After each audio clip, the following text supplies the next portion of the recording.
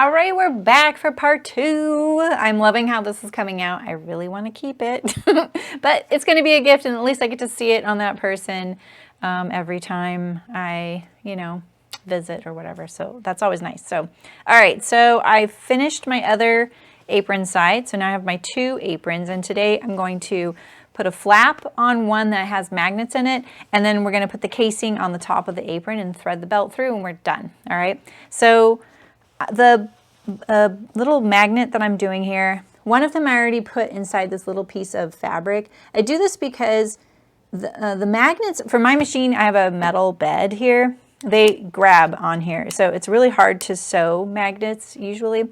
They sometimes grab your presser foot, and they're kind of dangerous that way. So I usually put them in a little piece of fabric like this, and then stitch them to the object. So I stitched 3 sides, slip the magnet in there, and then close it up really quick. So, all right, so I'm going to put one on this flap here, and it can just be like, it'll be on the underside, so we'll just wing it.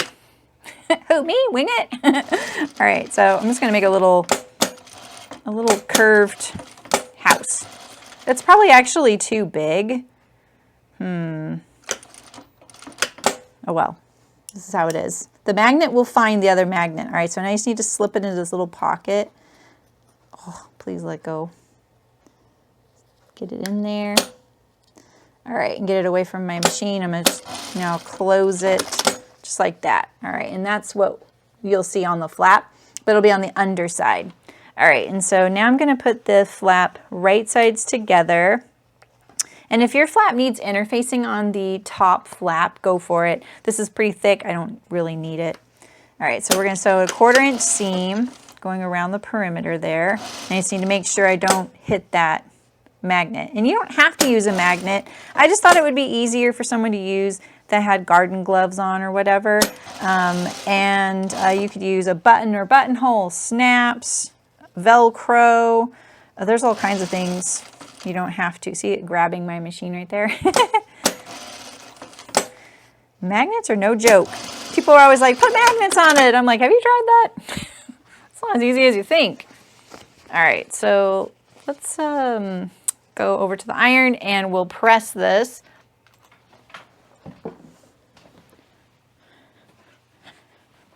I have a little sliver of iron over here. We're going to do a quick job. I'm going to get this nice and, actually, let's trim these corners a tiny bit more, or at least a little bit. I didn't really trim any. And this long thread here. Let's trim this one. This iron's so hot, I can feel the heat off of it right now. All right, turn. And I'm just going to make sure I've never ironed with this iron and magnet, so I'm just going to be really careful.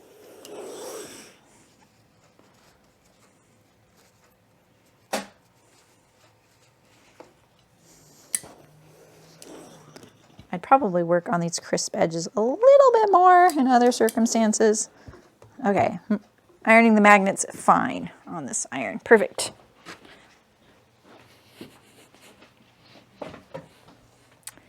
Okay, so let's see, make sure I got this little edge turned out nicer than that. And I didn't have my awl over there. All right, and now I'm going to top stitch around it, and I'm going to push my magnet out of the way. And if you're ever looking for magnets, one of the places I used to shop for them, I'll try to remember to link it in the description, because it is actually a really cool website, and there's all kinds of reasons and to have magnets and things to do with them. The site's called K&J Magnetics. Their newsletter list is really fun, especially if you're an educator. They have all kinds of really fun projects to do with magnets and just like factoids and stuff. All right, so here's the trick with magnets. You got to make sure that now you put this the right way up on the thing that it's going to go to, all right? Because look, this won't stick on the other side. It's flipping over. That's how it's sticking. So see if I do that, right? That sticks. If I try and flip it, it won't do it. It's like going to the, it's pushing the magnet inside the little pocket. So you have to make sure that you get that right. And so I think I'm going to put this on the center pocket just so I don't have to worry about this whole idea of the flap sticking out over here, just like that. And I'm going to put it up about right there. And so I'm going to sew the flap on first, and then I'm going to position the other magnet. So let's see here. I'm going to center it between my 2 pocket stitches here. It's kind of a big flap, to be honest. Maybe make yours a little bit nicer. All right, let's slide this up a little bit more. Let's see, is that where I want it? Let's see. I kind of want it like right there. All right, just like that. I'm going to put it like a 1/2 inch above, and I'm going to center it. And the first pass I'm going to sew is 1/4 inch. Like that, and we're going to trim all these threads down really good so that they don't peek out of our final seam. And then if you need to trim this edge, make sure you put the pocket flap down and then trim with the fabric above so you don't accidentally trim anything but this pocket flap, right? As I look very sketchy there. Here we go. All right. And now we're going to fold this down and enclose that raw edge in our flap. So you're the boss here. Don't let this pull up your apron. Push it down like this and enclose it in. The first little bit will be a little bit thick, so just be careful there. And make this nice and flat. Make your fingers do a lot of work here. Ironing probably won't help you out. There we go. Now you have a nice flat flap. All right, so now we're going to attach this to this pocket down here. And we're going to figure out where it needs to go. It needs to go anywhere in, let's see, this vicinity right here. So maybe what I'll do is put a little mark on here. Like that. So that I make sure when I'm sewing this that I get it right. All right, so make sure I have the magnet, the polarization accurate, like this. So this would have been ideal to do before we sewed on the pocket and the elastic, of course, right? I'm gonna pin it on here, and I'm just gonna do my best. Oh, I didn't pin it on, dang. Okay. That wasn't my best, apparently. Okay, let's see here. That's how we want it. We want this face up. We want it, X marks the spot. These things are so tiny. The ones I use are really, really tiny because I used to use them on a product. And so they had to fit inside a bound edge. I get it? That time I got it. All right. Now I'm going to stitch from this side. I actually am not going to worry too much about how this looks, but I'm going to turn it a little bit just so I get a little semblance of a shape. We all know it's not going to look that great.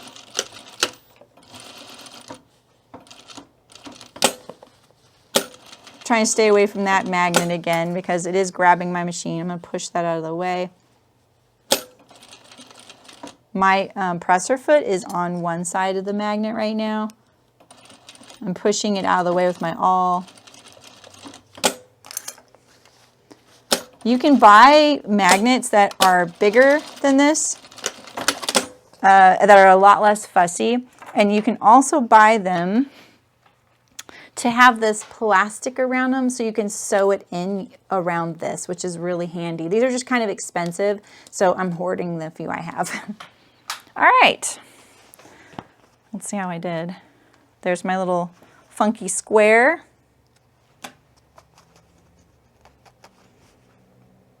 There we go. All right, so now someone can put their phone in there and it'll be fairly secure. It'll feel secure, right? All right, so let's now do our casing. So I'm going to show the casing 2 different ways. One way that I think is easier than the other and maybe more appealing to some folks. And then the other way is going to be a cleaner finish. And I hope you'll try that one because I think it's a really excellent place to try this out. So the first thing we're going to do is we're gonna make sure my needle doesn't come unthreaded. That's what we're gonna do. We're going to hem the ends right here. So put this wrong side up, and we're just going to turn it 3/8, 3/8, just a little hem. And we're gonna do all 4 sides, or so both sides on each one, so 4 times. All right. Actually, let's make sure too that we want this to be exactly the same width here. So let's make sure that we gear up for that. This should be about a 3/4 inch hem allowance on either end. And if you sewed and turned the non-binding way, this apron is probably a 1/2 inch smaller, going this length there. So don't forget to accommodate that when you do this step right here. It's okay, your apron got a little smaller. You just need to accommodate the, this casing here. All right.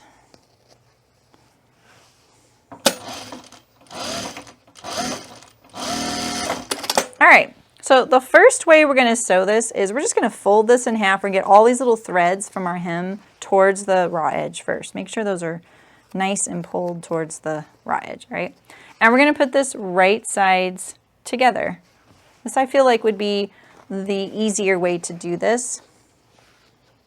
And we're gonna stitch it down, and if you want to overlock it, you can. I'm gonna go to the serger after this step, but if you don't have a serger, you could zigzag it, you could use a pinking shear, whatever way you like to usually finish your seams will be perfectly fine here. And I'm just gonna attach it with a 1/4 inch seam. Make sure you don't torque this little casing. Keep these raw edges nice and lined up right here at the hem. And remember, pull all those little hem stitches. I don't know about your machine, but mine likes to flip back toward the work. All right, and so now I'm gonna make sure that this lands right here along the edge. I have to pull it down a little bit because that waist seam is curved a little bit. Just like that, all right? And now trim these threads, trim this edge even. All right, and now we're gonna go and overlock that.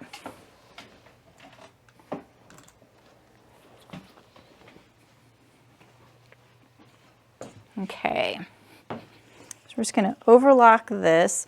And because this seam is going to be pressed, well, let's see, we're gonna press it down. I'm gonna serge this with the casing up so that the nicer side of the serging, in my opinion, is what's gonna show.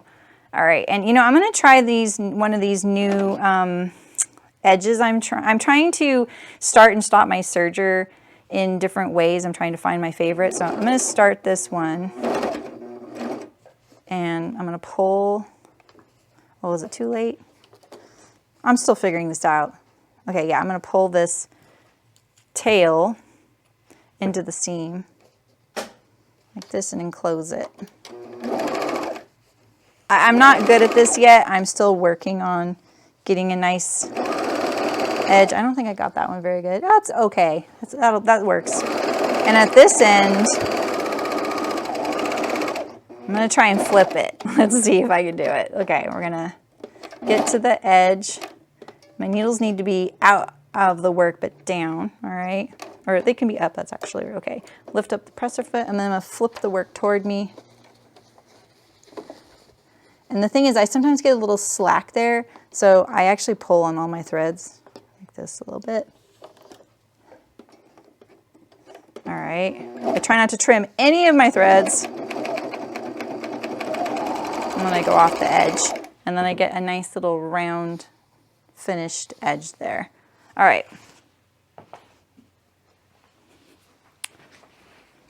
Thanks for letting me practice my serging. I'm always looking to improve. Okay, I can trim that down. So let's see, this is my first one where the little tail, I pulled the tail in, and this is the one where I flipped it over. All right, and so now I'm gonna press the casing down and I'm gonna top stitch it.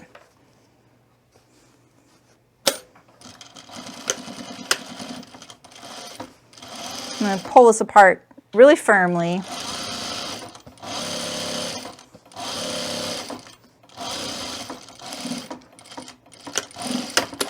All right, so that's one's done. And then you can see that this has the exposed seam. Just like that. I'm getting rid of all these threads now. I'm a chronic trimmer. Let's see, get this here. Okay, there's one side. That's looking really cute. All right, so let's do the other one. I'll show you a clean, finished way. I'm gonna trim down this side 1/4 of an inch because I used a seam allowance on that one over there, and I don't want them to be different heights from one another. You don't have to do this because you're gonna pick one method for both sides. Okay, so now this time I'm gonna start from the back side. I'm gonna sew this right sides together, just one layer. And if you've ever done anything like sewn a collar stand with me or a waistband, a cuff, anything like that, you know exactly what I'm doing right now. I always finish seams like that by starting from the back side and ending up on the front side. All right, and so let's go over to the iron and we'll press this because I think it'll be a little easier.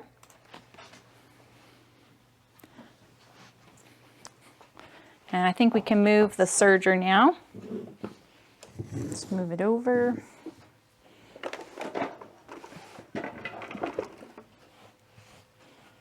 Okay. We're going to press this seam up this time.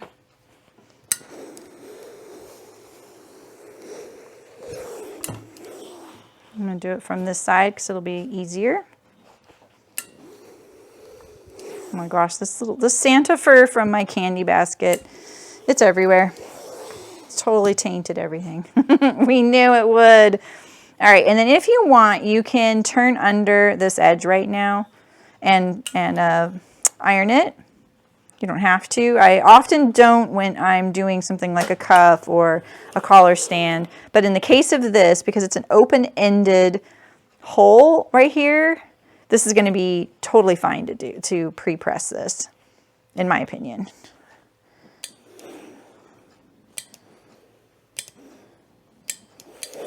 All right, that's good enough.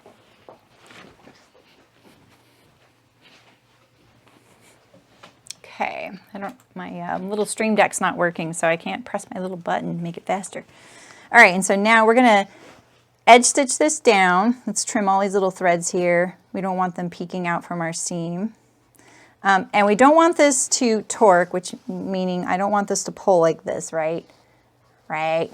So we're going to put some non-negotiable pins here, like there. And we're going to need one here. This fabric's kind of thready. Serging it might be a good thing here. All right, and like that. And so let's pull this over there and we'll give ourselves one more here. All right, and now all we want to do is put this fold just past that seam that I just sewed. I'm tricking you into binding by doing this. Did you notice? This is like binding. We don't really care what it looks like on the other side that much, right? We just want to enclose it. This is great practice for this kind of sewing.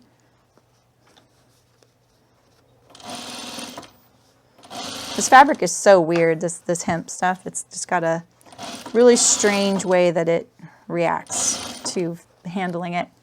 All right, and then I'm gonna tuck these little, this is my only thing with this method is that I'm gonna get these little turn back edges here. Like I said, you win some, you lose some, right?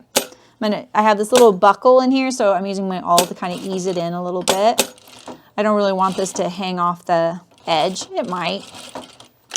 Gets really thick right there.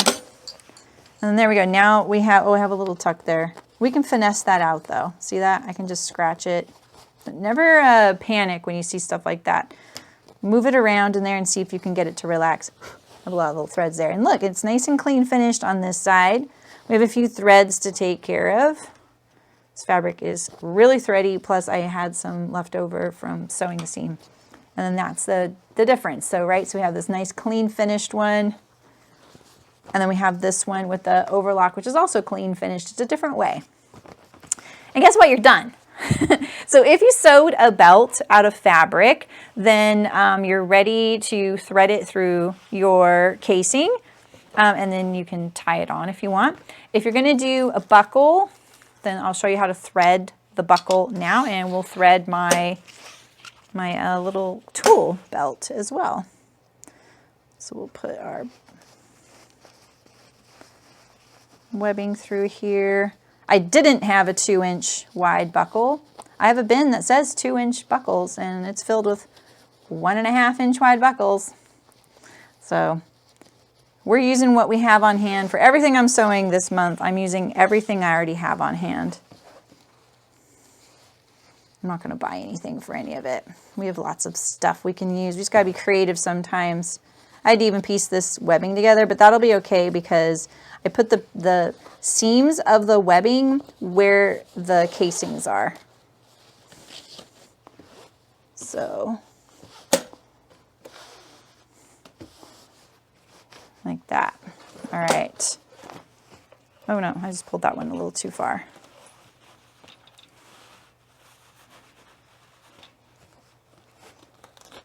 There we go.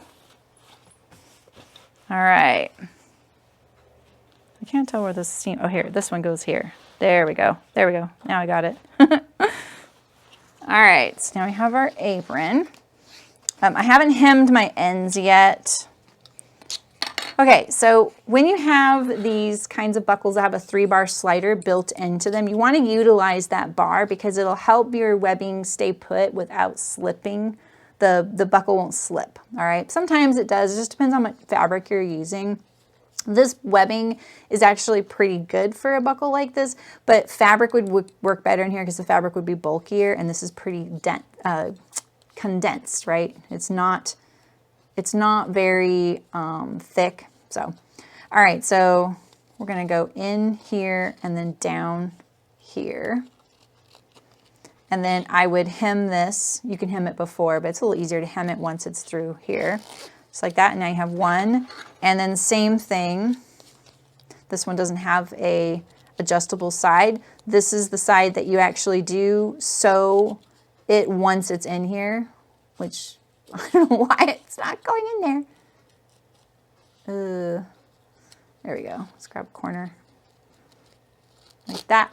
And now I'm going to fold this over. I just want to make sure. Yeah, I'm going to put it in from the top. There we go. That's why. It was the sewing fairy. The sewing fairy was actually helping me there. All right, so I'm going to turn this to the inside. So see, this is the inside of my apron. And so I'm going to turn this. Oh, sorry, it's so dark. I hope you saw any of that. I'll zoom in just a second. All right, so I just need to hem this, and I'll just do that off camera so that we can write our letter to Santa. So this side is fixed. And then the other side is adjustable, right? So like I said, I go up through this hole and then down through this hole so that it's adjustable like that. There we go. All right, should we try it on Trixie? Let's try it on Trixie. All right. Let's see here. She's got a very bulbous waist right now. You like that pun? All right. I'll probably need to adjust this to be smaller. Here's the pot holder I made. We can put that up here. And the needle keeper. This is my Christmas tree right now. Oh, this looks really good though. Oh, yeah. I like this sitting at the high hip. Oh, sorry, I can't turn it anymore because of the bulbs. And there's some bulbs under here. But that looks really good. I love my tool belt. And then look, she can squat because it's split in the back. There we go. All right. Let's write our letter. All right, lucky antlers.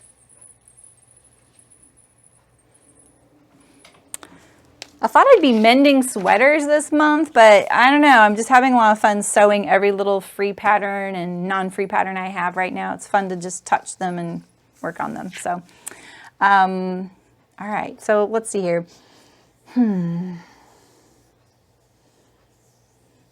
Maybe, maybe this time I won't be as selfish. Dear Santa. And in a way, this is still kind of selfish because this would benefit all sewists. I think that one of the things that really pains me, and I feel like such an old-fashioned person saying this because I feel like I've heard people say this, you know, all my life, and now I'm here saying the same exact thing. I just really wish sewing was a valued skill again. And that's what I want. I would like, dear Santa, please, oh, sorry, I'm hitting the camera, aren't I, again? Please help everyone who sews for a living get paid what they deserve around the world. It's such a privilege that I can sew as a hobby, and others are trying to make a living and they can't. So let's hope for everyone to get what they deserve, whether you're sewing in another country, all the clothes that we see in our stores, or you're someone who is sewing things and selling them. So maybe Santa will give you the strength it takes to raise your prices. If you ever want a pep talk about that, just ask me. I'm happy to comply with that. And I will give you lots of reasons why you can't say no to yourself. Right? All right. Thanks for coming. Let me know if you make a tool belt, if you make it for you or someone else. And look for the pattern in the description. And I'll see you next time. Happy holidays. Oh, I didn't have any candy. Oh. I'm telling you, these things right here, this is all I want out of here right now. Oh, I got new candy. I forgot to put it in today. I'll put it in tomorrow. I got new candy. It's not chocolate. I really wish I had some black licorice. I'm not going to lie. So, bye.